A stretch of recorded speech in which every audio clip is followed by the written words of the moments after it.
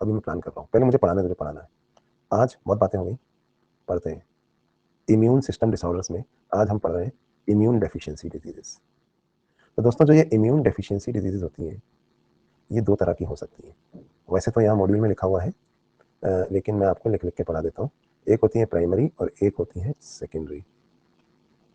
तो immune deficiency diseases are of two types.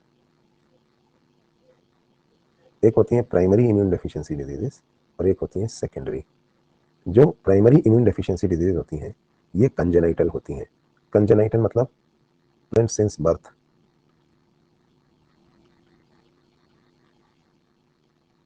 ये birth से प्रेजेंट है। और सेकेंडरी होती हैं, they are they are they appear after birth.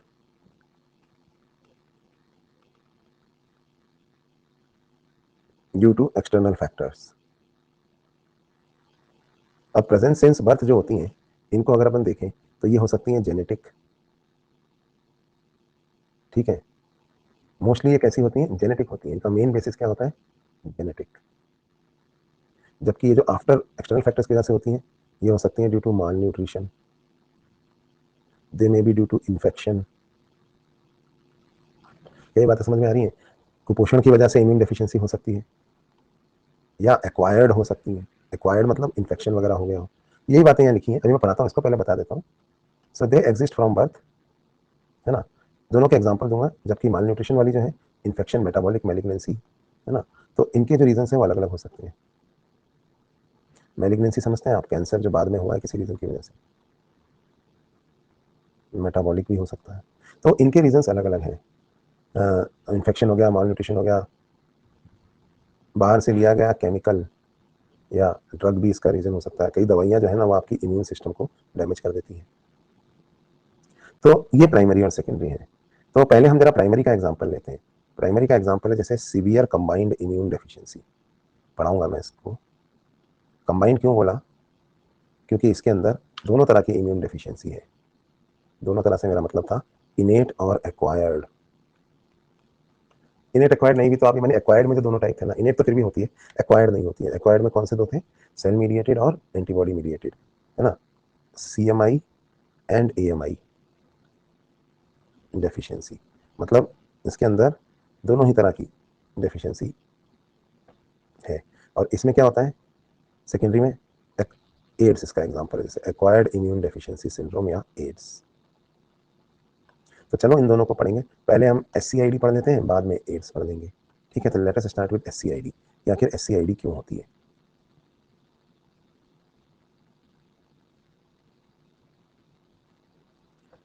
तो इम्यून डेफिशिएंसीज के बारे में आपके मॉड्यूल में दिया हुआ है, दो हैं, ये प्राइमरी है और ये सेकेंडरी है।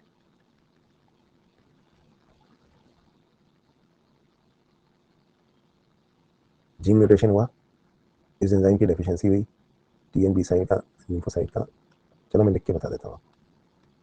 तो severe combined immune deficiency SCID क्या है? इसका कॉज, इसका कॉज है जीन म्यूटेशन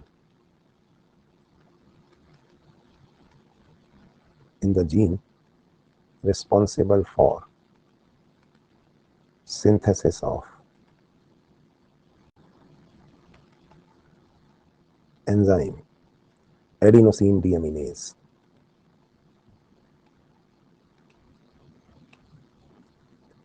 एडिनोसिन डीएमिनेज क्यों चाहिए होता है? ठीक है, एडिनोसिन डीएमिनेज क्यों चाहिए? Adenosine deaminase is required for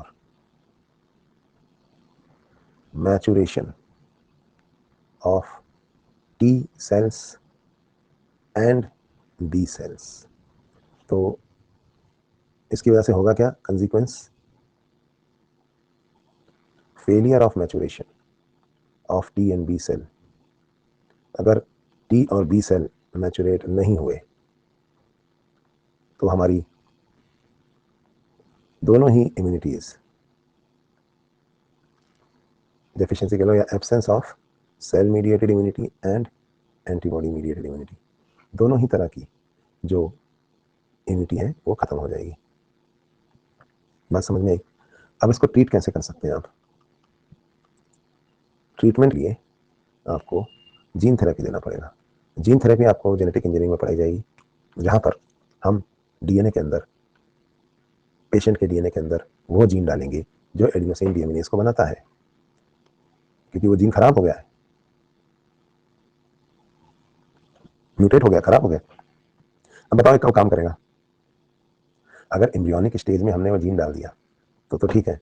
अब आदमी अगर बन के खड़ा हो चुका है, बच्चा बन चुका है, बाहर आ चुका है, छोटा बच्चा है, तो उसमें तो बड़ा मुश्किल है। उसके हर एक सेल में तुम कहां से जीन डालते फिरोगे? तो एम्ब्रियोनिक स्टेज में ही सक्सेस है ना ये जीन थेरेपी मेनली। तो इसमें जो जीन थेरेपी आपको जब पढ़ाई जाएगी तो मैं आपको ये बताऊंगा कि more successful in embryonic stage.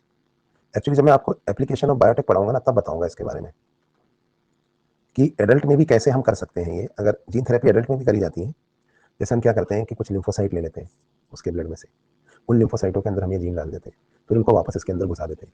तो वो लिम्फोसाइट फिर बोन मैरो में किसी तरह पहुंचा दे, तो वहां पर जो सेल पैदा हो रहे हैं, जो बोन मैरो के जीन, उनके अंदर अगर जीन डिलीवर करा दिया जाए तो भी काम हो सकता है ना। पर ये सब बातें अभी आपको समझ में नहीं आएंगी, क्योंकि मॉलिक्यूलर बेसिस ऑफ इनहेरिटेंस पढ़ने के बाद जब आप बायोटेक्नोलॉजी पढ़ोगे कि डीएनए को कैसे काटते हैं, रेस्ट्रिक्शन एंडोन्यूक्लियस से कैसे लाइगेज से जुड़ते हैं, स्टिकी एंड्स क्या होते हैं, जीन कैसे घुसाया जा सकता है डीएनए के अंदर, कैसे जोड़ा जाता है, जब वो सारी बातें पढ़ोगे तभी तो मैं बता पाऊंगा। तो अभी सिर्फ एक नाम लिख दिया मैंने, कोई दवाई गोली से इसका इलाज नहीं होगा, जीन थेरेपी ही इसका इलाज है, ठीक है। तो ये यहाँ पे सीवियर कंबाइंड इम्यून डेफिशिएंसी के बारे में आपको बस इतना पढ़ना है कि मोर सक्सेसफुल जीन थेरेपी कब होगी? एम्ब्रियोनिक स्टेज में। एम्ब्रियोनिक इसीलिए पता है क्या करते हैं हम? जेनेटिक प्रोफाइलिंग करते हैं। आप कहेंगे जेनेटिक प्रोफाइलिंग मतलब फादर और मदर का जो डीएनए है या जीन्स है, उनको पहले ही मैच करके देखते हैं कि क्या इनके बच्चों को कोई जेनेटिक डिसऑर्डर होने की प्रोबेबिलिटी है, और अगर है तो उसके लिए तैयार रहते हैं हम लोग। एम्ब्रियो, जब एम्ब्रियो बनता है उसके बाद भी उसका जीन प्रोफाइलिंग करते हैं, देखते हैं इसमें कोई जेनेटिक डिसऑर्डर तो नहीं है, जैसे एमनियोसेंटेसिस में करते थे ना, उसकी जगह कोरियोनिक विलाई सैंपलिंग करते हैं आजकल, क्योंकि एमनियोसेंटेसिस तो बैंड हो गई है। तो उसमें हम पता लगाते हैं कोई डिसऑर्डर तो नहीं है इसके अंदर। तो ये बातें आपको बायोटेक्नोलॉजी वगैरह में समझ में आएंगी। अभी छोड़ दो, एम्ब्रियोलॉजी पढ़ोगे तब तो समझ में आएगा क्या होता है एमनियोसेंटेसिस, तब देखेंगे इसको। चलिए, तो ये तो हो गया एससीआईडी के बारे में। तो ये कैसी थी? प्राइमरी। तो प्राइमरी और सेकेंडरी में कौन सी आती है? एड्स। तो प्राइमरी के बारे में इतनी इंफॉर्मेशन काफी है, इतना जान लीजिए। सेकेंडरी वाली जो है वो ज्यादा कॉमन होती है।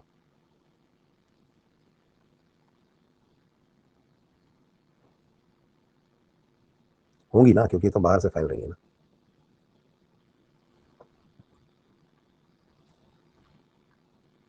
स्वप्निल जेनेटिक डिसऑर्डर होने की वजह से चाइल्ड की डेथ हो जाती है ना कभी कभार, तो इसलिए तो पहले ही उसके अंदर चेंज कर लें हम। चलो भाई, ये तो हो गया इम्यून डेफिशिएंसी डिजीजेस, मतलब शुरू कर दिया है हमने। और इम्यूनोथेरेपी के बारे में भी हम बात कर लेते हैं। अब इसमें जो ना एड्स वाली जो है ना, ये एक्वायर्ड इम्यूनो डेफिशिएंसी सिंड्रोम, इसको मैं थोड़ा देर से पढ़ूंगा अलग से। पहले मैं आपको एक चीज पढ़ाता हूँ, इम्यूनोथेरेपी ये क्या होती है, फिर हम एड्स पढ़ेंगे अलग से आज। देखो, इम्यूनोथेरेपी वो ट्रीटमेंट है जहां पे हम इम्यून सिस्टम को स्टेप अप या स्टेप डाउन करते हैं। नो, स्टेप अप या स्टेप डाउन क्या होता है? मतलब अगर इम्यून डेफिशिएंसी हो रही है तो इम्यूनो सप्रेसर्स देंगे, और अगर इम्यून हाइपर सेंसिटिविटी हो रही है, सॉरी इम्यून डेफिशिएंसी हो रही है तो इम्यूनो पोटेंशिएटर्स देंगे, और अगर इम्यून डेफिशिएंसी हाइपर सेंसिटिविटी हो रही है तो इम्यून सप्रेसर्स देंगे, ठीक है। तो इम्यूनो पोटेंशिएटर्स और इम्यूनो सप्रेसर्स दो तरह की चीजें यहाँ पर होती हैं। आवाज आ रही है ना भाई? इन्हें हम ना इम्यूनो मॉड्यूलेटर्स कहते हैं।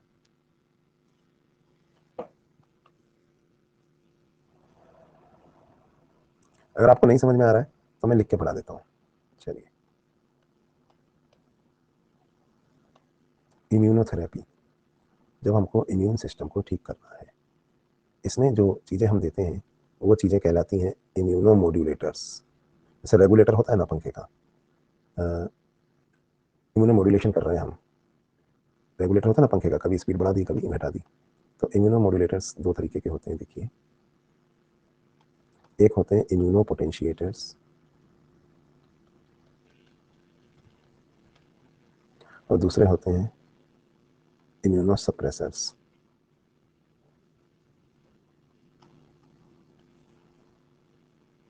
अब इम्यूनो पोटेंशिएटर्स क्या करते हैं? They strengthen the immune system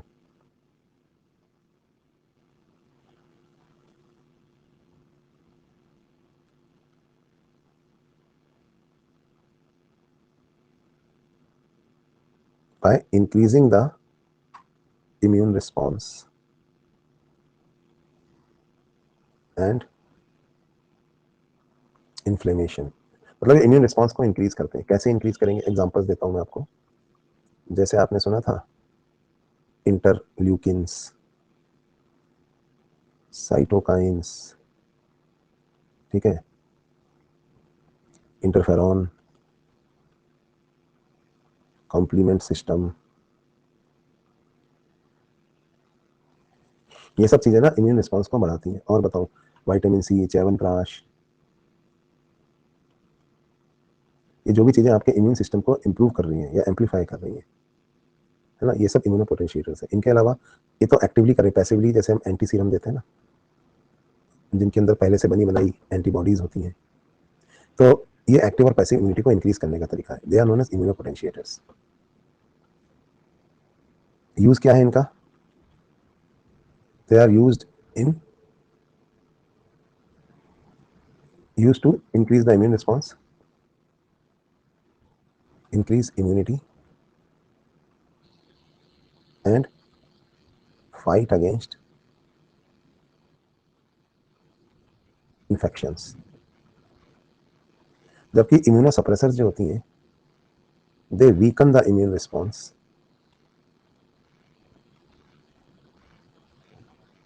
by suppressing the immune system. ये भी बड़ा जरूरी होता है कभी कभी। जैसे मैं आपको इसका एग्जांपल देता हूँ, स्टेरॉइड्स, है ना, साइक्लोस्पोरिन ए। स्टेरॉइड्स कब यूज किए जाते हैं? इन एलर्जी, एलर्जी मतलब हाइपर सेंसिटिविटी और ऑटो इम्यूनिटी, और आफ्टर ट्रांसप्लांट्स। जबकि साइक्लोस्पोरिन ए कब यूज की जाती है? टू प्रिवेंट रिजेक्शन ट्रांसप्लांट के बाद, organ transplant, graft versus host reaction. ये बहुत पावरफुल इम्यूनोसप्रेसर है साइक्लोस्पोरिन। स्टेरॉइड तो फिर भी कम होते हैं, है ना, to prevent graft versus host reaction after transplant. ठीक है, तो ये दो तरीके के एंटीबॉडीज बनने लगते हैं कि हमारे बॉडी में आर्थराइटिस, ऑटो इम्यून डिसऑर्डर्स होने लगते हैं, उनमें हम स्टेरॉइड्स यूज करते हैं। लेकिन रिजेक्शन रोकने के लिए हम लोग इनको यूज करते हैं। अच्छा, ऐसे तो माइल्ड लेवल पर देखा जाए तो हाँ, प्रणव सही कह रहा है, एंटी हिस्टामिनिक भी एक तरह से इम्यूनोसप्रेसर ही है ना, क्योंकि वो आपके स्वेलिंग और इन चीज़ों को रोक रही है, एलेग्रा, एविल। पर वो एंटी, मतलब इतना बेसिकली उनको हम इम्यूनोसप्रेसर कहना नहीं चाहिए हमें, पर कह देते हैं कहने में। तो ये दो तरह के होते हैं। ट्यूमर नेक्रोटिक फैक्टर भी एक होता है, टीएनएफ, इंटरफेरॉन्स वगैरह जो होते हैं, कैंसर के अगेंस्ट बनता है ये ट्यूमर नेक्रोटिक फैक्टर, कैंसर सेलों को मारने के लिए। तो ये सब इम्यूनोपोटेंशिएटर्स हैं। चलिए, तो यहाँ पर ये हमने देखा कि क्या क्या चीज़ें इम्यूनोपोटेंशिएटर होती हैं और सप्रेसर होती हैं। चलो भाई, अब वक्त आ गया है कि हम अपनी जो आज का मेन टॉपिक है एड्स, इसके बारे में बात करें। एक क्वेश्चन जरूर आएगा। तो SCID हमने पढ़ ली, ये प्राइमरी थी। अब हम सेकेंडरी में एड्स पढ़ेंगे। तो एक्वायर्ड इम्यून डेफिशिएंसी सिंड्रोम या एड्स हमारा टॉपिक है।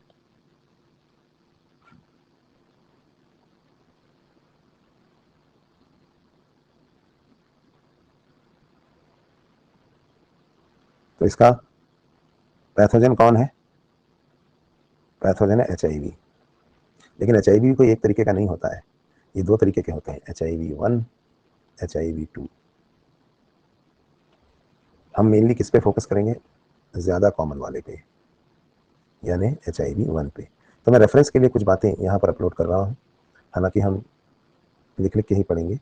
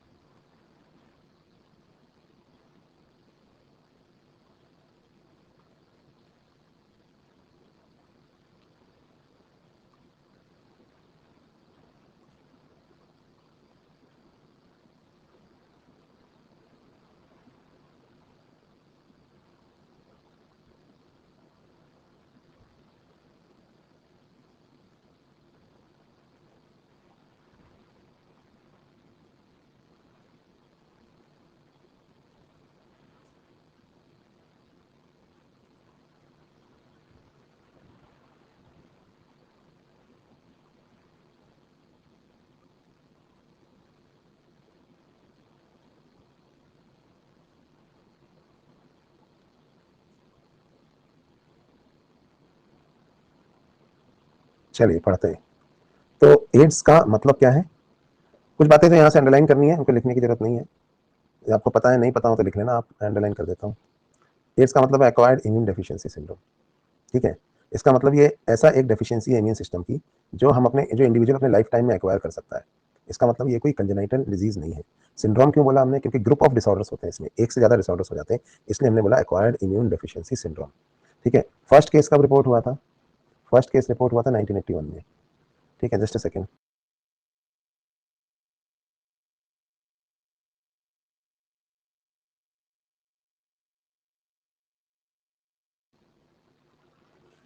ठीक है, तो 1981 में रिपोर्ट हुआ था, और आज तक इसने पिछले 25-30 सालों में, 30-35 सालों में 25 मिलियन से ज्यादा लोग मार दिए। अब तो और ज्यादा मार दिए होंगे, तो पुराना डेटा है। अब वायरस कौन सा है? HIV। तो पैथोजन के बारे में कुछ बातें, जो काम की बातें मैं दिखाई दे रहा हूँ आपको, नोट्स बनाए दे रहा हूँ आपके ना।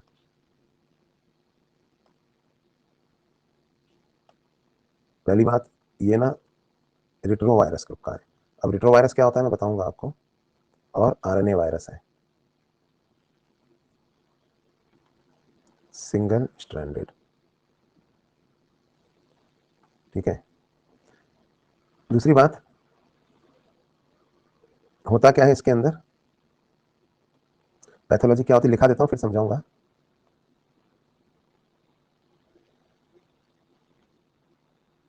आपको पता है सेल मीडिएटेड इम्यूनिटी और एंटीबॉडी मीडिएटेड इम्यूनिटी दोनों को बड़े भैया यानी कि टी हेल्पर सेल चलाते हैं।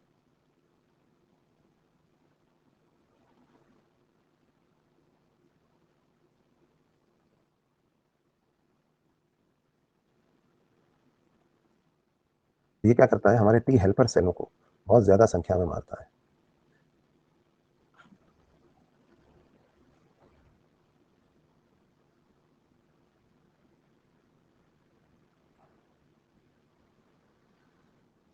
This leads to fall in CD4 या टी हेल्पर सेल काउंट।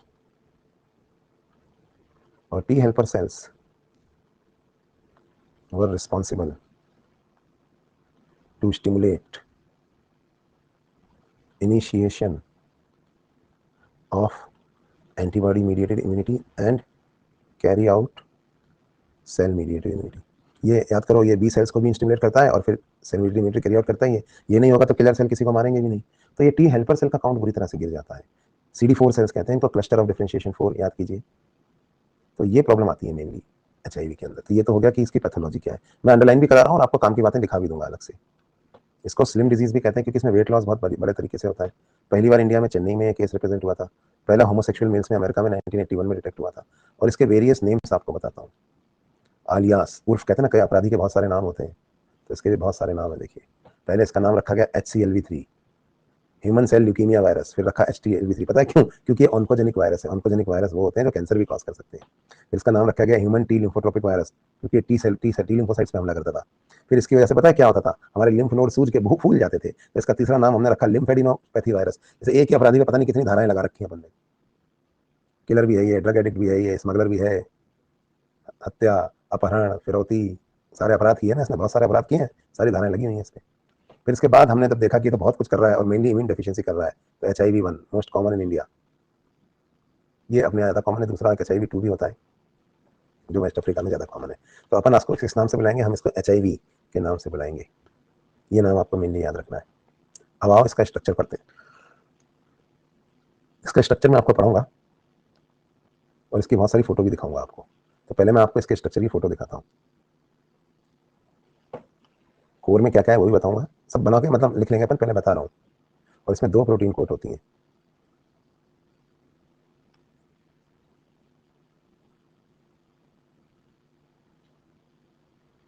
इतना डिटेल में आपको पढ़ने की जरूरत है नहीं, तो मैं काम करता हूँ, आपको सिंपल वाला बना के दिखाता हूँ। मॉड्यूल में थोड़ा ज़्यादा दिया है।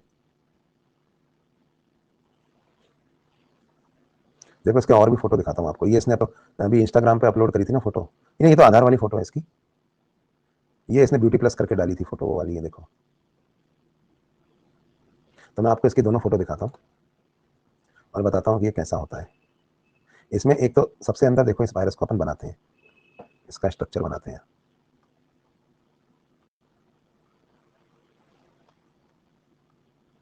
सबसे पहले इसमें दो सिंगल स्ट्रैंडेड आरएनए वायरस है। देखो ये एक सिंगल स्ट्रैंडेड आरएनए, ये दूसरा सिंगल स्ट्रैंडेड आरएनए। ये क्या है? ये हैं दो सिंगल स्ट्रैंडेड आरएनए।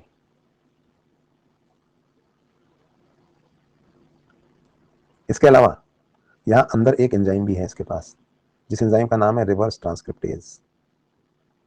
वो भी बना देता हूँ मैं, यहाँ जूम करता हूँ। ये देखिए इसके पास, दोनों के पास एंजाइम है। इस एंजाइम का नाम है रिवर्स ट्रांसक्रिप्टेज। अब इस पे दो कोर होती हैं, यानी कि दो इन्वेलप हैं इसके ऊपर, ठीक है। जो अंदर वाला इन्वेलप है वो प्रोटीन की कोट, दो प्रोटीन की कोट्स हैं पहले। तो ये दो प्रोटीन की कोट कहलाती हैं P24 और P17। मैं आपको ये दोनों कोट भी बता देता हूँ। कुछ और एंजाइम भी यहाँ रखे हुए हैं, जैसे यहाँ एक इंटीग्रेज एंजाइम भी रखा हुआ है इसमें।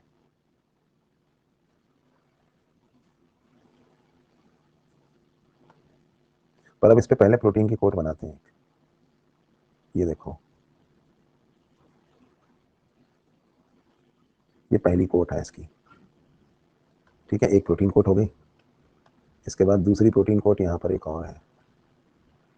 अच्छा, वैसा ही शेप बना दूं जैसा वहाँ बना हुआ है, आपको दिखने में अच्छा लगेगा। ये वाला बना देता हूँ ऐसे ना। तो दो प्रोटीन की कोट है इसके अंदर, बाहर वाली और अंदर वाली, दो कोट है। ये देखो एक प्रोटीन कोट तो ये रही इसकी।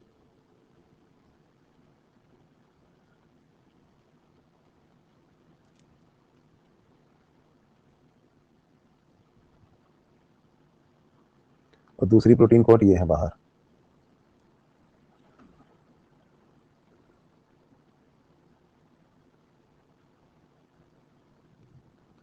तो ये हो गई इसकी दो प्रोटीन कोट्स।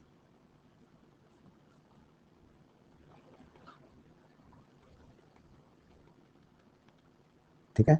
इन कोट्स के नाम भी अगर आप चाहो तो मैं लिख देता हूँ, बाकी इनके लिखने की जरूरत नहीं है। नाम दो कोट दिख रही ना आपको, इनके नाम P24 और P17 होते हैं।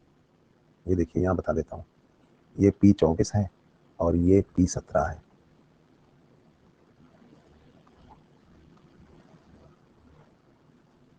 P24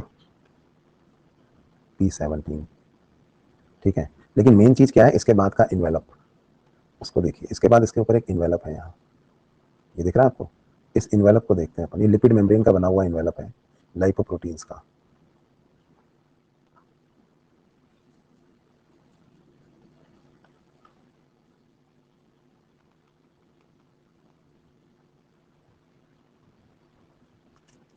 तो ये जो लाइपोप्रोटीन का इन्वेलप है सबसे बाहर जो है, ठीक है, इसके अंदर स्पाइक्स निकले हुए हैं प्रोटीन्स के। ये दिख रहा है आपको, ये ग्लाइकोप्रोटीन के स्पाइक्स। ये इन्हीं स्पाइक्स की मदद से ये चिपक जाता है। किससे चिपक जाता है? स्पाइक भी दो तरह के हैं, GP41 और GP120। तो 120 वाला जो इसका स्पाइक है ना, वो खतरनाक है।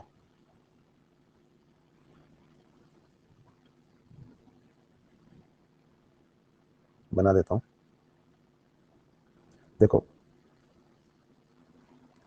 ग्लाइकोप्रोटीन है ये, यहां बना रहा हूं।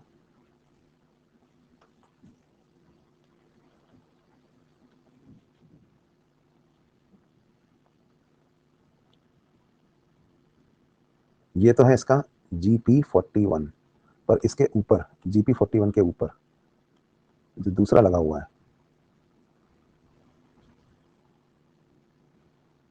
वो है GP120। ये खतरनाक है, क्योंकि यही है जिससे ये चिपक सकता है। ये स्पाइक किससे चिपक सकता है? It can bind with receptors present on T helper and उसका खबरी। खबरी कौन है बोलो? मैक्रोफेज। आपको याद होगा टी हेल्पर का खबरी मैक्रोफेज था। वही तो बताता था एंटीजन प्रेजेंटिंग सेल, वही तो लाके बताता था कि पैथोजन आ गया है। तो ये जो ये जो HIV है ना, इसके ऊपर ये जो GP120 है ना, ये वाली जो कोट स्पाइक है, इससे ये चिपक सकता है। किससे? पहले जाके खबरी को मारेगा ये, मैक्रोफेज को, फिर जाएगा बड़े भैया के पास यानी टी हेल्पर सेल के पास, और उसको भी मार देगा। तो दोनों से चिपक सकने के GP120 के अंदर ये होते हैं। यहाँ तक बात समझ में आई? तो ये एक स्ट्रक्चर हो गया इसका। अब इसका मैकेनिज्म कैसे है वर्क करने का, तो यही डायग्राम यहाँ बना हुआ है, देखो आप, मैंने आपको GP1 ग्लाइकोप्रोटीन स्पाइक्स भी दिखाए, 2 मेम्ब्रेन्स भी बताई आपको, 2 सिंगल स्टैंडर्ड RNA भी दिखाए, लिपिड मेम्ब्रेन भी बताई, प्रोटीन कोड भी बताया, और रिवर्स ट्रांसक्रिप्टेज एंजाइम जो इसके अंदर है वो बताया। ट्रांसक्रिप्शन समझते हैं ना, यहाँ पे होगा रिवर्स ट्रांसक्रिप्शन, यानी ट्रांसक्रिप्शन का उल्टा। ठीक है, कैसे काम करेगा ये, इसके बारे में बात करते हैं। पहले मैं आपको दिखाऊं पूरा, बाद में अंडरलाइन करके बता दूंगा कैसे HIV वायरस जो है वो मारता है हमें। पहले हमसे देख लेते हैं, इसकी फोटो ध्यान से देखो, और ये जो चीजें लिखी मैंने आपको बताया, ये लाइन समझ में आई आपको?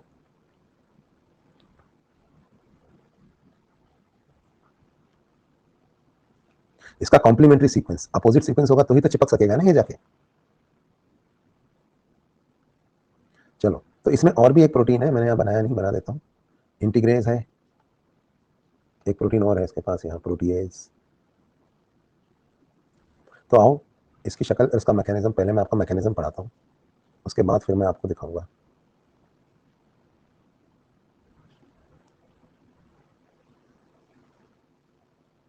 ये देखो यहाँ, पहला फोटो देखिए, यहाँ पे इस डायग्राम के अंदर एनिमेशन बनाएंगे फिर इसका। ठीक है, ये तो है अपना होस्ट सेल, इस सेल को देखिए आप, ये होस्ट सेल है, ये होस्ट सेल की सेल मेम्ब्रेन है। यहाँ नीचे देखिए, ये न्यूक्लियस है, और इसको तो आप समझ ही गए, ये क्या है, ये DNA है। देखा आपको? इधर ये देखो, ये 4 कोड्स में यूज कर रहा हूँ। जब मैं ऐसा गोल गोल बनाऊंगा तो ये मतलब वो कैप्सिड के बारे में बता रहा है, कैप्सिड समझ रहे हैं ना, मतलब वायरस का कैप्सूल। यहाँ पे आप देखिए इस डायग्राम में, ये न्यूक्लिक एसिड है, ये RNA है, सिंगल स्टैंडर्ड RNA है, ये सिंगल स्टैंडर्ड है, और ये डबल स्टैंडर्ड है। दिख रहा है आपको? कैंची जो वर्ड है, ये मैं इंटीग्रेज एंजाइम के लिए यूज कर रहा हूँ, क्योंकि ये काटने का काम करेगी DNA को। और रिवर्स ट्रांसक्रिप्टेज एंजाइम को मैं इस बॉल से दिखा रहा हूँ, ये रिवर्स ट्रांसक्रिप्शन करेगी। तो ग्रीन कलर की बॉल जो है रिवर्स ट्रांसक्रिप्टेज एंजाइम है, कैंची जो है वो इंटीग्रेज है, ये न्यूक्लिक एसिड है, और ये उसका कैप्सिड है, और ये वह होस्ट सेल है जिसके अंदर ये वायरस हमला करेगा। तो दोस्तों पहले ध्यान से मेरी बात सुनो, जब ये पैथोजन हमारे अंदर आता है तो सबसे पहले ये जाकर किसको मारता है पता है? खबरी को। खबरी यानी मैक्रोफेज को। मैक्रोफेज को ये अपना गुलाम बना लेता है, और उसके अंदर ये अपनी संख्या बढ़ाता है। फिर जब ये खूब सारे हो जाते हैं तो फिर ये जाके बड़े भैया यानी हेल्पर सेल के अंदर घुसता है और उसको मारता है। आपने ड्रैकुला मूवी देखी? नहीं देखी होगी। तो काउंट ड्रैकुला जब अपने ट्रांसिल्वेनिया में रहता था तो वहां उसने एक शहर से, लंदन से, एक वकील के जो खबरी होता है, जो पोस्ट जो कागजात डॉक्यूमेंट वगैरह लेके जाता है, उसको वो अपने घर बुलाता है, और पहले उसको अटैक करके उसको अपना गुलाम बना लेता है ना। और उसके बाद जब उसको पूरी तरह से यूज कर लेता है अपनी ताकत बढ़ाने के लिए, फिर वो लंदन में आता है ड्रैकुला, और फिर वहां आके वो लोगों को मारता है। वैसे ही जब ये HIV वायरस हमारे शरीर में आता है तो सबसे पहले ये जाकर खबरी को पकड़ता है जो घूम रहा है इधर उधर। ये खबरी तो उसे नेता तक ले जाएगा, मतलब कि हेल्पर सेल तक, और पहले खबरी को यूज करता है, उसे कन्वर्ट कर लेता है। किस में कन्वर्ट कर लेता है पता है? अपने आप को बनाने की फैक्ट्री में, ताकि अपनी पॉपुलेशन और बढ़ा सके, और उसके अंदर जाके मल्टीप्लाई करता है। तो याद रखना, पहले ये मैक्रोफेज पे अटैक करता है, और बाद में फिर ये किस पे अटैक करता है? हेल्पर सेल पे। तो फिलहाल ये जो होस्ट सेल में आपको दिखा रहा हूं, ये कौन है बताओ? ये मैक्रोफेज है। पहले हम देखेंगे कैसे ये इस पे अटैक करता है और इसको अपना गुलाम बना लेता है, और यह मैक्रोफेज फिर एक HIV वायरस बनाने की फैक्ट्री की तरह काम करेगा, जिसमें खूब HIV वायरस बनेगा, और इसको फोड़ फोड़ के निकलेगा इस मैक्रोफेज को। ठीक है, तो देखते हैं आगे। तो ये चीजें मैंने यहाँ लिख दी हैं, अब अगला फोटो देखते हैं। ये देखिए, ये है वो HIV वायरस। आप देख सकते हैं कि ये जो HIV वायरस है, इसके ऊपर जो स्पाइक होते हैं, उन स्पाइक्स की मदद से ये चिपक जाता है। किससे चिपक गया है ये? यहाँ की होस्ट की सेल मेम्ब्रेन से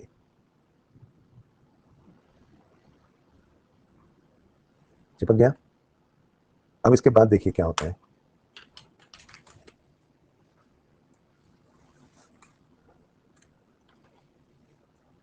तो ये एक बार होस्ट की सेल मेम्ब्रेन से चिपक जाता है, तो इसके बाद देखिए ये इसके अंदर घुस गया। ठीक है, अब ये इसकी सेल मेम्ब्रेन के, देखो होस्ट के अंदर घुस गया, तो HIV इंटर्स द होस्ट।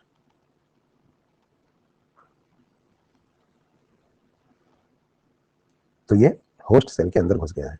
और आपने देखा HIV के पास क्या क्या था। ये कैंची थी, दिख रही है आपको, इंटीग्रेस। ये रिवर्स ट्रांसक्रिप्टेज एंजाइम था। और ये सिंगल स्टैंडर्ड, दो होते हैं, मैंने एक बनाया। ये यहाँ पे ये सिंगल स्टैंडर्ड RNA है, ठीक है। ये अंदर घुस गया। अब देखिए अंदर घुसने के बाद ये क्या करेगा। अब इसकी जो कोट है वो गल जाएगी। ये देखिए जो कैप्सिड था ना, ये कैप्सिड गल गया है, देखिए कोट डिजॉल्व। और तीन चीजें अलग हो गई हैं, क्या क्या, reverse transcriptase, single standard RNA और इंटीग्रेज, ठीक है। अब देखिए क्या करता है।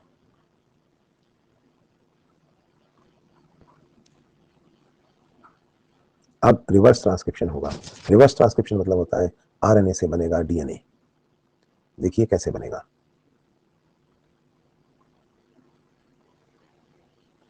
तो ये था रिवर्स ट्रांसक्रिप्शन। ये जो एंजाइम था ना रिवर्स ट्रांसक्रिप्टेज, ये अब इस RNA पे एक्ट करेगा और RNA को DNA में कन्वर्ट करेगा, ठीक है। तो अब यहाँ पे बन गया है DNA, RNA से DNA।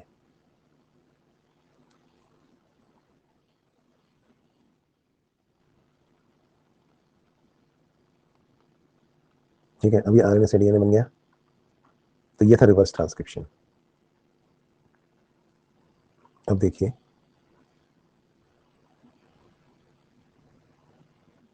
अब ये जो DNA था, ये DNA अंदर जाएगा न्यूक्लियस के, और इसके साथ जाएगा ये इंटीग्रेज, कैंची वाला प्रोटीन एंजाइम, ये देखिए। और इंटीग्रेज ने अंदर जाके क्या किया, देखो इस इंटीग्रेज ने अंदर जाके जो होस्ट DNA था उसको काटा, होस्ट DNA को काटा, ठीक है। काट कर इसने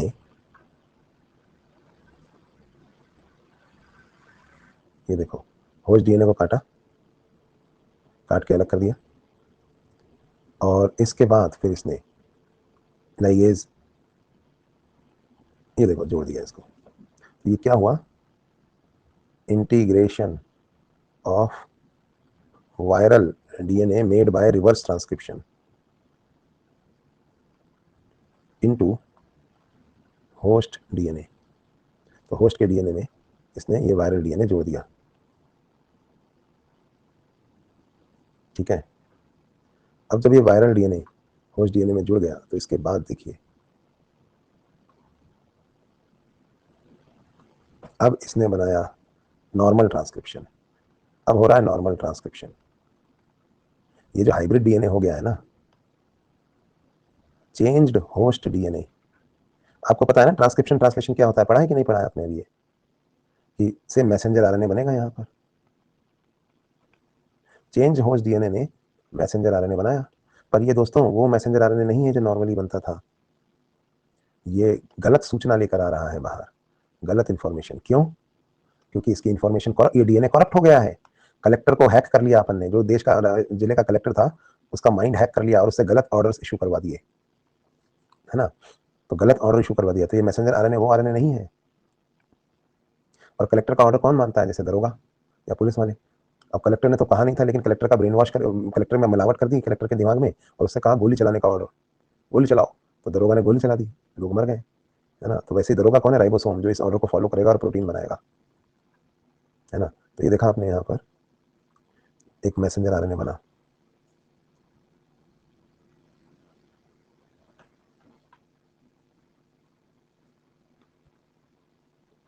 ये देखिए अब खूब सारे मैसेंजर RNA बन रहे हैं, गलत ऑर्डर्स जा रहे हैं।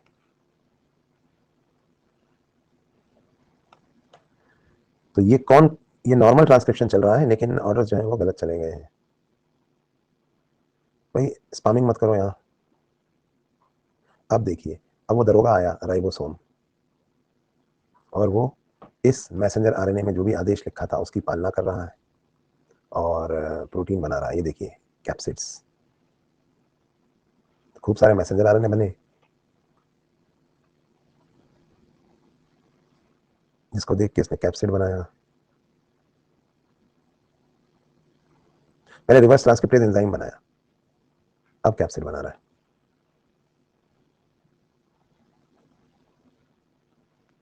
यहाँ पे रिवर्स ट्रांसक्रिप्टेज एंजाइम बनवाए, ये अपना सामान बना रहा है जिसको लेके भागेगा यहाँ से खूब सारा। अभी अपने कैप्सिड बनवा रहा है, देखो तो रिवर्स ट्रांसक्रिप्टेड कैप्सिड। और एक और चीज़ बनवा ली इसने यहाँ, इंटीग्रेज। इसने अपना सब सामान बनवा लिया और अपना कैप्सूल भी बनवा लिया। अभी निकलेगा यहाँ से।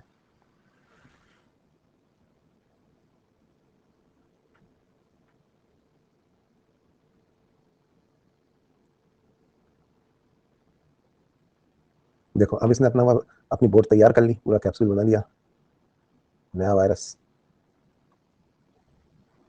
मैक्रोफेज से इसने अपने आप खूब सारे नए वायरस बनवा लिए अपने, और अभी इस मैक्रोफेज से बाहर निकल रहा है, ये देखो। तो new virus now exit the macrophage. जो मैक्रोफेज है ना, वो इस वक्त वायरस की फैक्ट्री बन गया है, acting as virus producing factory.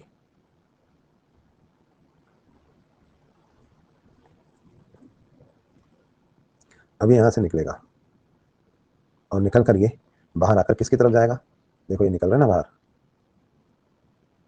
Towards T helper cell. तो it proceeds towards T helper cell. अब ये सब निकल निकल के टी हेल्पर सेल में जाएंगे और उसको मारेंगे। आ रही बात समझ में? तो चलो इस चीज को दोबारा देखें एनिमेशन की तरह। चलो ये देखो, ये तो वो चीजें हैं जो मैंने आपको बताई। होस्ट सेल, होस्ट सेल कौन है ये? फिलहाल ये होस्ट सेल है मैक्रोफेज। तो ये देखिए वायरस आया, इसके साथ चिपका, ये अटैचमेंट कहलाता है। इसके बाद ये अंदर घुसा, अंदर घुसने के बाद इसने अपना कैप्सूल बनाया, तीनों चीजें अलग करी अपना सामान फटाफट, और फटाफट इसने फिर रिवर्स ट्रांसक्रिप्शन किया। ये इस स्टेप में रिवर्स ट्रांसक्रिप्शन करता है। और इसने आरएनए से ये देखिए डीएनए बनाया। फिर ये इंटीग्रेज के साथ डीएनए अंदर गया, चोरी कर रहा ना, फटाफट अपना बैग खोला, सामान निकाला और फिर चोरी कर रहे हैं। डीएनए अंदर गया और इंटीग्रेज के साथ ही न्यूक्लियस में घुसा, और इंटीग्रेज ने ऐसे न्यूक्लियस को काटा, न्यूक्लियस के अंदर डीएनए को काटा, और काटने के बाद ये जोड़ दिया अपना। और ये जोड़ने के बाद फिर इसने बाद मैसेंजर आरएनए निकाला, खूब सारे निकाले। राइबोसोम कंफ्यूज हो गया, उसने इस मैसेंजर आरएनए के ऑर्डर्स को मानकर पहले रिवर्स ट्रांसक्रिप्टेज एंजाइम, बाद में कैप्सिड और इंटीग्रेज बनवाए। फिर इसने अपना सारा सामान पैक किया और पैक करने के बाद अपने जैसे खूब सारे बनाए, और ये मैक्रोफेज फोड़कर निकल गया बाहर। ठीक है, समझ में आया? और तेजी से दिखाऊं? ये देखो और तेजी से देखते हैं।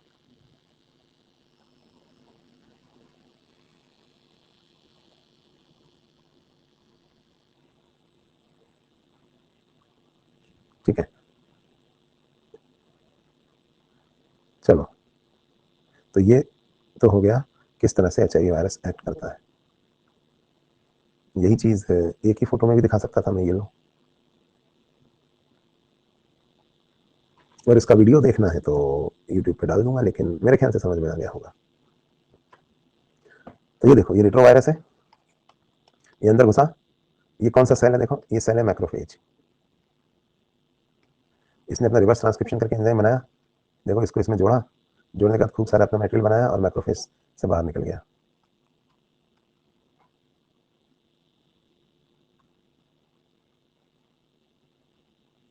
तो इस तरीके से भाई ये एचआईवी या एड्स वाला वायरस जो है वो काम करता है।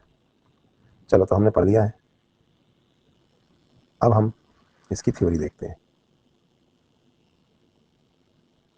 जो पढ़ा था वही लिखा है, अंडरलाइन कर देता हूँ।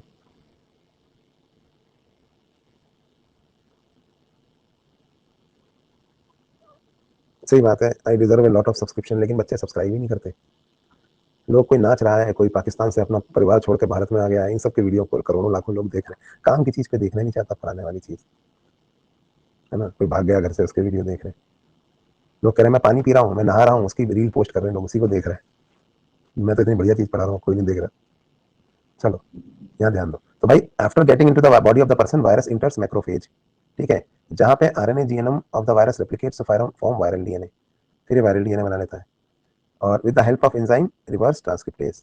अब वायरल डीएनए जो है होस्ट सेल के डीएनए में जुड़ जाता है, और जो इन्फेक्टेड सेल है उसको और वायरस पार्टिकल बनाने के लिए मोटिवेट करता है। ठीक है, अब मैक्रोफेज वायरस प्रोड्यूस करता रहता है और एचआईवी फैक्ट्री की तरह एक्ट करता है। बाद में जब ये वायरस रिलीज होता है बॉडी में, तो हेल्पर सेलों पर अटैक करता है और ज़्यादा वायरस प्रोड्यूस करता है, और फिर ये और हेल्पर सेलों पर अटैक करता है। तो ये this is repeated leading to a progressive decrease in the number of helper T cells. इसकी वजह से उसको फीवर आता है, डायरिया होता है और वेट लॉस होता है। सिम्टम्स याद रखना, इनिशियली फीवर, डायरिया और वेट लॉस। अब TL% गिर जाते हैं तो इन्फेक्शन होने लगते हैं जो अदरवाइज नहीं हो सकते थे। पता है एड्स में क्यों मरता है आदमी? एड्स की वजह से थोड़ी मरता है, उसका इम्यून सिस्टम इतना कमजोर हो जाता है कि अपॉर्चुनिस्टिक इन्फेक्शन उसके अंदर फैलने लगते हैं। Tuberculosis is the most common cause of death in AIDS. जैसे माइकोबैक्टीरियम ट्यूबरकुलोसिस से इन्फेक्शन हो गया, वायरस किसी वायरस से हो गया, फंजाई से हो गया, किसी पैरासाइट से भी हो सकता है। पेशेंट इतना इम्यूनो डेफिशिएंट हो जाता है कि अपने आप को इन छोटे छोटे इन्फेक्शनों से बचा ही नहीं पाता और मर जाता है। अरे ड्रॉपर बैच में ह्यूमन रिप्रोडक्शन नहीं हुआ है सचिन, जो पढ़ा रहे हैं वो पढ़ो। तो भाई इस तरीके से यहाँ पर होता है, ठीक है। तो ये हमने पढ़ा कैसे होता है। अब बात करते हैं ट्रांसमिट कैसे होता है, इसके ट्रांसमिशन के रूट्स क्या क्या है, कैसे कोई भी डिजीज में क्या क्या चीज होती है, इन्फेक्शन, मल्टीप्लिकेशन, डिस्ट्रीब्यूशन और पैथोजेनिसिटी। तो सबसे पहले बात करते हैं इन्फेक्शन की। तो HIV का इन्फेक्शन कौन कौन से रूट से होता है? सेक्सुअल रूट, पेरेंटल रूट मतलब पेरेंट से नहीं, इंजेक्शन से, और ट्रांसप्लेसेंटल रूट यानी मदर से फीटस को। ये 3 रूट है। तो हम HIV के बारे में बात कर लेते हैं। किसी भी डिजीज को पढ़ते हैं तो हम क्या क्या चीज़ें उसके बारे में देखते हैं, मैं यहाँ पे आपको बता देता हूँ। पैथोलॉजी लिख रहे थे ना, हमने स्ट्रक्चर बनाया था, इसी में लिख लेते हैं। सबसे पहली चीज़ होती है इन्फेक्शन। किन किन चीज़ों से HIV इन्फेक्शन कैसे कैसे फैलता है? छूने से या टच से नहीं फैलता है। सेक्सुअल कॉन्टैक्ट, क्योंकि सीमन में या वेजाइनल फ्लूइड के सिक्रीशन में ये होता है।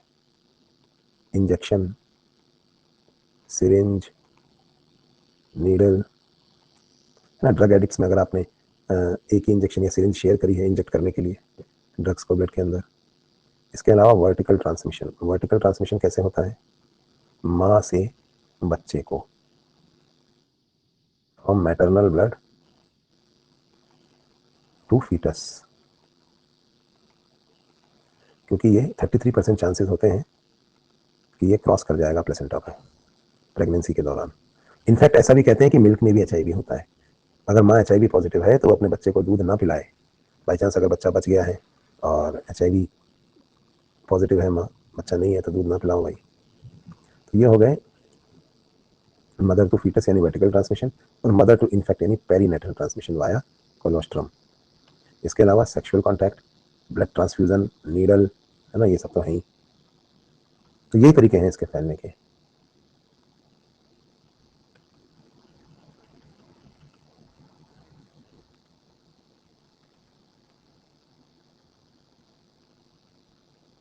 माँ के दूध से बच्चे को। अब हम बात करते हैं, ये तो हो गया इसके अलग अलग ट्रांसमिशन के तरीके हैं उनके बारे में। अब हम बात करते हैं मिसकंसेप्शंस के बारे में, जैसे एड्स नहीं फैलता है। ठीक है, कैसे नहीं फैलता है वो बात करते हैं। ये तो मैंने बताया कि कैसे फैलता है, हाथ मिलाने से या कि सलाइवा के एक्सचेंज से भी नहीं फैलता है इतना इजीली। मच्छर के काटने से, कि आप सोचोगे एक HIV पॉजिटिव आदमी को मच्छर ने काटा, उसके तुरंत बाद वो मच्छर आपके ऊपर आके बैठ गया और आपको काट लिया, तो क्या इससे एड्स फैल जाएगा? नहीं। किसी के साथ खाना खाने से, खांसने या छींकने से, किसी HIV पॉजिटिव आदमी ने आपको छींक दिया आपके ऊपर, तो उससे नहीं फैलेगा। पता है क्यों? क्योंकि जनरली क्या होता है, जैसे HIV वायरस है ना, प्राइमेट्स के सीरम में ही सर्वाइव करता है। प्राइमेट्स मतलब बंदर परिवार, मंकी फैमिली। तो मच्छर के अंदर जाते ही ये मर जाएगा। दूसरी बात, एयरबॉर्न नहीं है ये, हवा में या ड्रॉपलेट इन्फेक्शन से ये नहीं फैलता है, क्योंकि हवा के कांटेक्ट में आने के 4 सेकंड में ही मर जाता है। जैसे है ना, मुंबई ट्रेन की स्टोरी सुनाओ, विशाल बार बार कह रहा है क्या, जब बॉम्बे में HIV शुरू में फैला था ना, तो जो लोग HIV पॉजिटिव थे, एक अफवाह फैला दी गई कि वो लोग ना ऑलपिन लेके चलते हैं, और है ना ऑलपिन लेके कि हमको HIV हो गया तो हम सबको एड्स कर देंगे, और है ना अपने अपने को ऐसे चुभाते हैं, और उसका धक्का मुक्की में जब ट्रेन से लोग उतर रहे थे, बहुत भीड़ होती है, धक्का मुक्की तो किसी को चुभा देते हैं ऐसे। तो ऐसे एड्स नहीं फैला। क्यों नहीं फैला पता है? क्योंकि जो जैसे ही खून जो पिन के ऊपर लगा है ना, वो हवा के कांटेक्ट में आता है ना HIV वायरस, तो 4 से 5 सेकंड में मर जाता है, वरना तो बहुत दिक्कत हो जाए, तो बहुत ज़्यादा फैल जाए, कोई भी सुई चुभा दे, है ना, 4-5 सेकंड में मर जाता है। पर आप कहेंगे फिर वो सर वो नीडल से कैसे फैल जाता है? कि नीडल की सरफेस पे जो HIV है वो तो मर जाता है, पर नीडल अंदर से हॉलो होती है ना, हॉलो, तो उसके अंदर जो HIV है, जो सीरम के अंदर है या प्लाज्मा के अंदर है ब्लड के, वो बचा रहता है, तो इंजेक्शन देते हैं तो उससे मर जाता है। हाँ, कोई खून, अपने खून की सिरिंज लेके अगर चल रहा है और वो लोकल ट्रेन में किसी का इंजेक्शन लगा दे जाके, तो जरूर HIV हो जाएगा। पर आप पिन चुभा के तो आप निकल सकते हो ऐसे, और ऐसे इंजेक्शन लगाने जाओगे तो कहेगा अभी क्या कर रहा है, कोई भी पकड़ लेगा पीछे से, कोई आके तुम्हारे इंजेक्शन थोड़ी ऐसे लगा सकता है। तो इंजेक्शन लगाना नहीं पॉसिबल है, ऐसे सुई चुभा के निकल गए तो निकल गए। तो ठीक है, तो ये है। इसके बारे में कुछ बातें और करते हैं।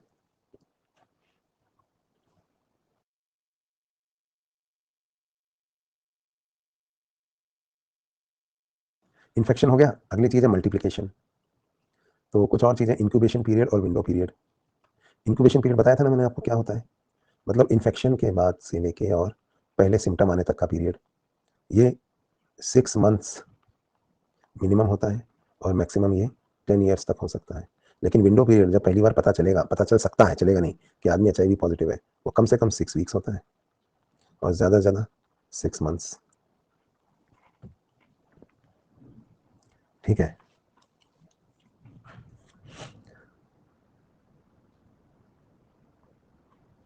चलो वही पढ़ लो।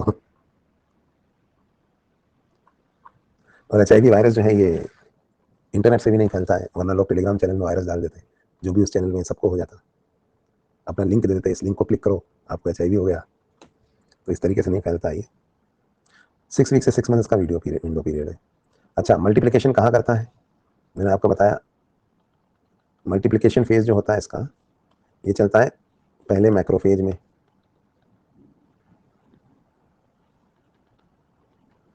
और उसके बाद डिस्ट्रीब्यूशन एंड मल्टीप्लिकेशन दोनों चल रहा है। फिर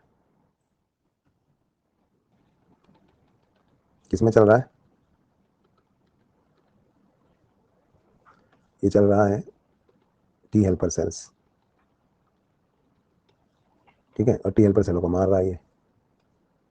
कंसिक्वेंस क्या है, फॉल इन CD4 काउंट।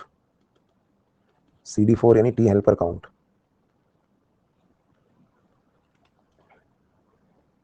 ठीक है, तो ये टी हेल्पर काउंट फॉल हो जाती है। ये बातें यहाँ पे दी हुई हैं, तो आप, मैं बता देता हूँ, ये सब इसमें यहाँ दिया हुआ है। और इसकी वजह से दोनों तरह की इम्यूनिटी, सेल मीडिएटेड और एंटीबॉडी मीडिएटेड, दोनों तरह की इम्यूनिटी जो है वो इफेक्ट हो जाएगी। सिम्टम्स एंड साइन देख लीजिए एक बार। शुरू में है ना, एक होता है एसिम्टोमेटिक फेज, इसमें पता ही नहीं चलता कि इस व्यक्ति को एचआईवी पॉजिटिव है। फिर होता है एड्स रिलेटेड कॉम्प्लेक्स और होता है फुल ब्लोन एड्स। इसको आप यहीं से लिख लेना, 3 चीजें हैं, देख लो आप, ज्यादा कुछ नहीं है इसमें। सबसे पहले आता है एड्स रिलेटेड कॉम्प्लेक्स, शुरू में, मतलब शुरू में एसिम्टोमेटिक, जब वो विंडो इंक्यूबेशन पीरियड में होता है ना उस समय। जस्ट अ सेकंड ना, जस्ट अ सेकंड।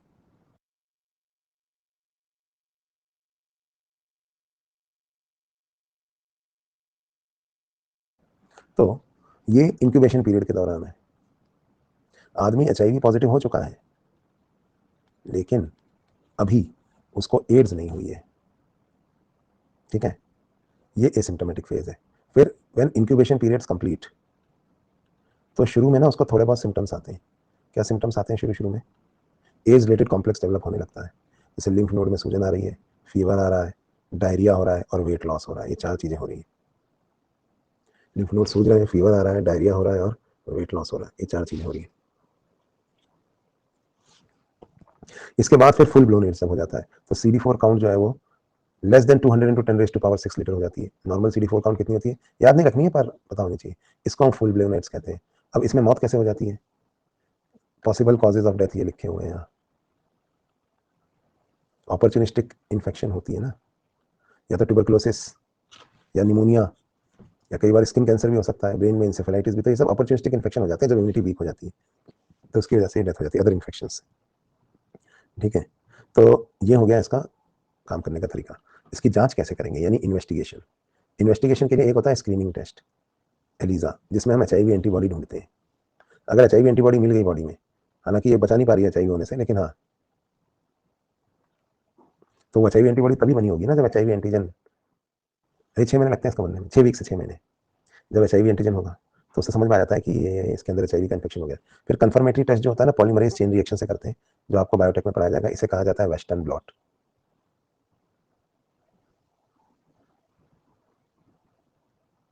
एलिजा और भी चीज़ों के लिए किया जाता है। तो इन्वेस्टिगेशन, स्क्रीनिंग टेस्ट एलिजा है और कंफर्मेटरी जो है वो वेस्टर्न ब्लॉट है। ट्रीटमेंट, ट्रीटमेंट की भी बात कर लेते हैं।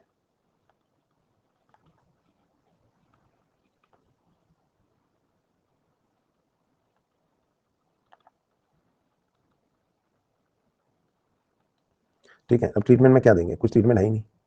एंटी रिट्रोवायरल ड्रग्स देते हैं बस, जो स्लो कर देती हैं एचआईवी के इन्फेक्शन को और इसके स्प्रेड होने को। ये एंटी रिट्रोवायरल ड्रग्स रोकती हैं।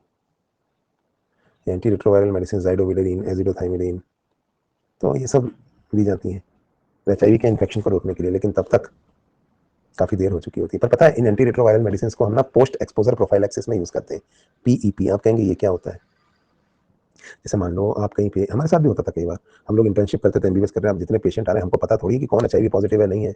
अब मान लो है ना, आप इम्यूनाइजेशन दे रहे हो, टीका लगा रहे हो, इंजेक्शन किसी बच्चे का, कोई बच्चा भी तो एचआईवी पॉजिटिव हो सकता है ना, क्योंकि उसके माँ बाप एचआईवी पॉजिटिव थे, न्यूबॉर्न बेबी को आपने लगाया, गलती से पिन आपकी चुभ गई, आपकी चुभ गई, कहीं ऐसा तो हो सकता है, ऐसा नहीं इंजेक्शन के अपने को कुछ इन्फेक्शन हो जाए तो तुरंत उसी वक्त अगर ये एंटी रिट्रोवायरल मेडिसिन ले ली जाए, पोस्ट एक्सपोजर प्रोफाइलैक्सिस, तो वायरस अभी घुसा ही है अंदर और मल्टीप्लाई करना शुरू ही कर रहा है, तो उस वक्त ये दवाइयां जो हैं उस वायरस को मार देंगी ना, तो फिर ये खत्म हो जाएगा।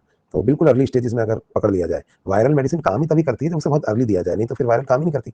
अपन कहाँ, जैसे अपन ने जब बीमार हुए थे, कोविड फैला था, तो कोई भी वायरल मेडिसिन है उसको शुरू में अगर ले लिया जाए एंटी वायरल मेडिसिन को, तो वो काम करेगी।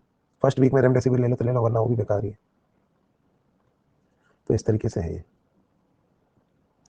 तो ये तो हो गया यहाँ पे इसके ट्रीटमेंट के बारे में। प्रोग्नोसिस खराब है इसका, 8-10 साल में आदमी मर ही जाता है। तो ये दवाइयाँ हैं, ट्रीटमेंट जरूरी नहीं है कि आप इन्हें याद रखें। रिवर्स ट्रांसक्रिप्टेज इनहिबिटर भी है, प्रोटीएज इनहिबिटर भी है, इंटीग्रेज इनहिबिटर भी है, सब मिलाकर दी जाती हैं, कॉकटेल ट्रीटमेंट, सारी चीजें मिला दो। Treatment is only partially effective, death is inevitable, only we can prolong the life. तो ये था एड्स। लेकिन दोस्तों इसका प्रिवेंशन है, ये कोविड की तरह खतरनाक नहीं है। क्यों पता है? क्योंकि ये आपके, ये याद रखना ही आएगा क्वेश्चन, ये आपके कॉन्शियस बिहेवियर पैटर्न से फैल रहा है। कोविड तो किसी को भी हो रहा था, आपकी कोई गलती भी नहीं और आपको कोविड इन्फेक्शन हो गया, लेकिन ये तब होता है जब आपकी हरकतें गलत हो। तो अगर आप गलत हरकतें नहीं करेंगे तो, और थोड़ा ब्लड ट्रांसफ्यूजन से भी फैलता है ना ये, तो आपको एड्स होने के चांसेस नहीं रहेंगे। खून अगर आपको जो चढ़ाया जा रहा है उसमें भी आपको बहुत ध्यान रखना है कि वो सब स्क्रीन किया हुआ, चेक किया हुआ होना चाहिए। इससे भी फैल जाता है एड्स, अगर गलत खून चढ़ा लिया ना, ब्लड ट्रांसफ्यूजन।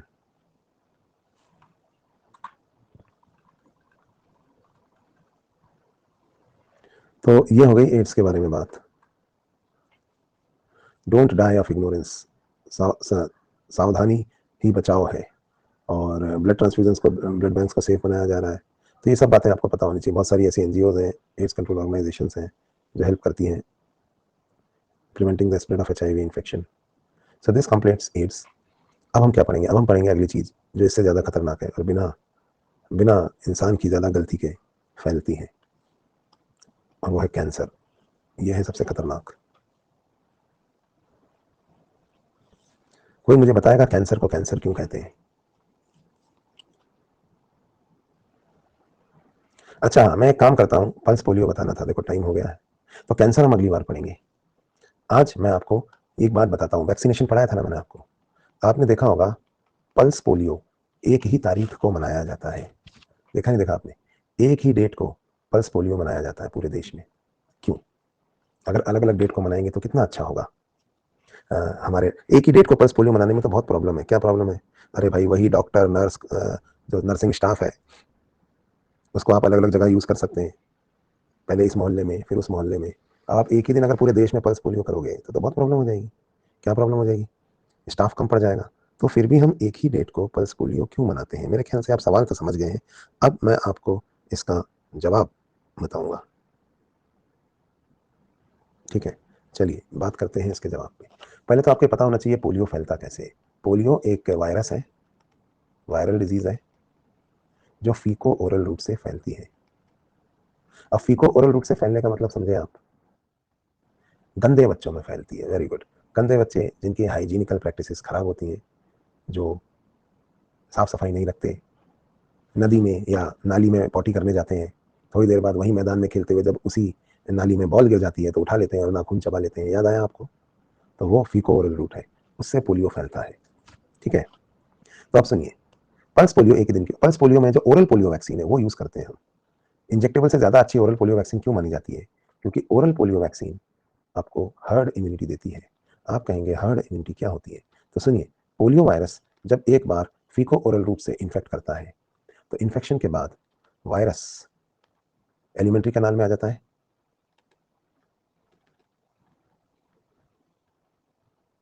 लेकिन यह वायरस 5 साल से कम के बच्चों को ही अफेक्ट कर सकता है, हमें नहीं करेगा। लेस देन 5 ईयर्स के जो बच्चे होते हैं उनका जो नर्वस सिस्टम होता है वो अभी उसके अंदर ना अभी उतनी प्रोटेक्शन नहीं होती है। तो लेस देन 5 ईयर्स के जो बच्चे हैं उनके जो स्पाइनल कॉर्ड वाला, लोअर मोटर न्यूरॉन वाला एरिया है, मतलब स्पाइनल कॉर्ड से न्यूरॉन निकलते हैं ना जो पैरों में जाते हैं स्पेसिफिकली, पैरों की मोटर पैरों की मसल्स में, ताकि पैर मूव कर सके। तो जो मोटर नर्व्स निकलती हैं स्पाइनल कॉर्ड से, उनकी जो रूट्स होती हैं जहां से वो स्पाइनल कॉर्ड से निकलती हैं, वहां पर ये वायरस हमला करता है और उनको डैमेज कर देता है। तो अगर मोटर नर्व्स डैमेज हो जाएंगी जो पैरों में जा रही हैं, तो पैरों से जो भी आदेश हम भेज रहे हैं या जो सेंसेशन वहां से आ रही है वो कमजोर होती चली जाएगी। तो धीरे धीरे पैर खराब हो जाएंगे, चल नहीं पाएगा ये आदमी, बच्चा है ना। तो ये छोटे बच्चों में ये वायरस इंटर करता है एलिमेंट्री कैनाल से। Virus enters elementary canal, then attacks the nervous system, motor neurons of roots in spinal cord. तो स्पाइनल कॉर्ड में अटैक कर देता है ये तो ये क्या करता है वो बताया मैंने। अब सुनिए, दिस वायरस, ये वायरस को ना, इस वायरस का कोई भी वेक्टर नहीं है। याद रखिए, इस वायरस का कोई वेक्टर नहीं है, इसका कोई इंटरमीडिएट होस्ट नहीं है, नो सेकेंडरी होस्ट, और कोई सेकेंडरी होस्ट नहीं है। ठीक है, ये कुछ भी नहीं है इसका। इसका कैरियर सिर्फ और सिर्फ कौन है? इसका एक ही कैरियर है, कौन? ओनली 5 साल से कम का बच्चा।